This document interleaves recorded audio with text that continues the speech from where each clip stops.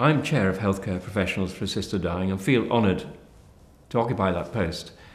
I succeeded Anne McPherson, and she was very concerned that the views of doctors who supported assisted dying were actually being overridden, ignored and silenced.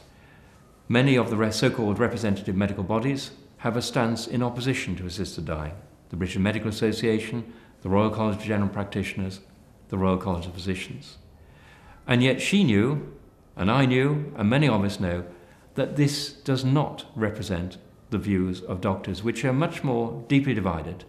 And in fact, the vast majority of doctors would actually support their own representative bodies having a neutral position in relation to assisted dying, recognizing that this is something for society as a whole to decide, not for the medical profession.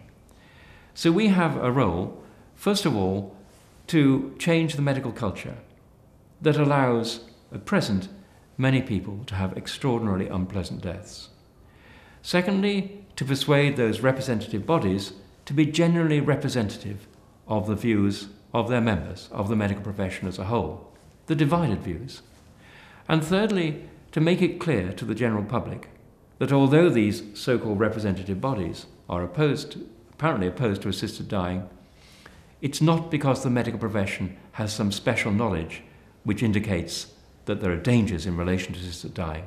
It is simply because a small subgroup of the medical profession has managed to capture the conversation about this very important and emotive issue.